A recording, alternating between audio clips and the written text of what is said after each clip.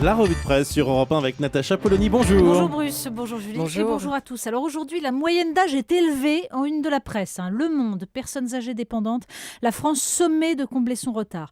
Mais le sujet du jour, ce sont évidemment ces 115 hommes de plus de 54 ans enfermés dans une salle. Libération, Pape Académie, La Croix, l'heure du choix et le Figaro, 115 cardinaux sous le regard du monde. Le conclave débute cet après-midi au Vatican. Oui, et même dans un monde déchristianisé, le décorum, ça fascine. Pas besoin d'avoir écouté Brassens pour le savoir. Il suffit de compter ce matin le nombre de commentaires sur la fameuse formule extra omnes.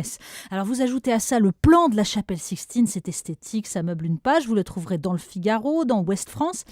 Et puis il y a les conjectures que Libération résume par une question. Vatican, qui va porter la calotte ? Avec la dernière interview de l'inévitable Monseigneur Barbarin, il était temps qu'il entre en conclave. Il risquait l'épuisement à force. Donc 5000 journalistes accrédités, constate Jacques Camus dans La République du Centre. Même l'Église n'échappe pas au phénomène de papolisation qui n'est qu'une variante dans une version religieuse de la pipolisation. Dans Ouest France, Laurent Marchand se veut plus politique. Le prochain pape, rappelle-t-il, n'aura pas participé à Vatican II et c'est la première fois depuis le Concile. Lui veut y voir une chance de voir remise à l'honneur les débats sur le monde moderne. Enfin, avoir des cardinaux tous nommés par Jean-Paul II et Benoît XVI, progressistes sur le plan social, mais très conservateurs sur le plan doctrinal, on est pris d'un doute. Bon, les voies du Seigneur sont impénétrables. Alors, hasard de l'actualité, du calendrier, d'une certaine façon. Voilà, le conclave coïncide avec la mort d'Hugo Chavez, les obsèques d'Hugo Chavez. Et ce matin, Jésus a surgi d'où on ne l'attendait pas. Le Parisien nous signale que l'Iran est en émoi. Mahmoud Ahmadinejad, donc le président iranien, était invité aux obsèques d'Hugo Chavez. Premier scandale, il a serré dans ses bras la mère du défunt. Chez les mollahs, c'est le scandale. Geste déplacé, contraire aux principes de l'islam. Pire, il a osé déclarer « Je n'ai pas de doute que Chavez reviendra aux côtés du vertueux Jésus et de l'homme parfait ». Alors à Téhéran, on s'étrangle.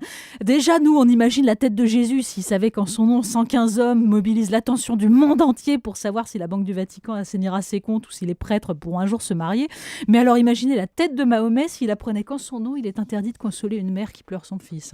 Alors tiens, justement, à propos de Chavez, on va revenir sur les propos de Victorin Lurel, le ministre de l'Outre-mer. Mais oui, parce qu'en France aussi, Chavez échauffe les esprits. Donc Libération nous raconte que l'éloge de Chavez par Victorin Lurel n'a pas été du goût de Jean-Luc Mélenchon.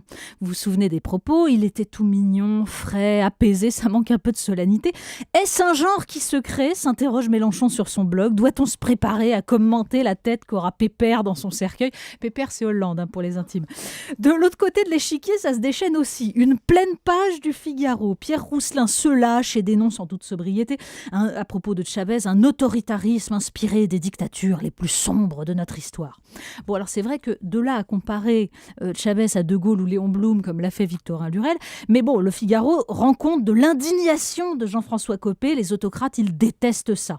Dans le Parisien, pourtant, on nous raconte que ses petits camarades du comité politique de l'UMP ont été très étonnés d'apprendre par la presse sa décision de déposer une motion de censure contre le gouvernement. Ça, c'est l'art subtil de la démocratie à l'UMP. Pendant ce temps, François Hollande est à Dijon. Inutile de dire que la deuxième journée du président à Dijon va être légèrement éclipsée par les intempéries et par la neige. Mais enfin bon, ça continue aujourd'hui. Bon, enfin, de toute façon, la thématique de ce matin, c'était opération de com et plutôt ratée. Faut-il y voir un signe ? S'interroge Jean-Michel Servan dans le Midi Libre. Alors que la moutarde monte au nez des Français, le chef de l'État n'a pas trouvé mieux que de commencer sa tournée provinciale par Dijon. Oui. Dans le Parisien, on nous présente ses habitants qui se demandent ce qu'il vient faire. Ils n'ont toujours pas compris. Dans Libération, on nous raconte les mécontents évacués manu militari.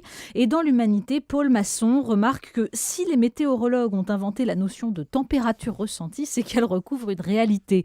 Vu l'état du coup de froid entre le bilan des 10 premiers mois et l'opinion publique, il n'est pas sûr que les vertus du bien expliqué suffisent à remonter la pente. En fait, le plan com et l'opération proximité, ça rassure un seul Français, le président.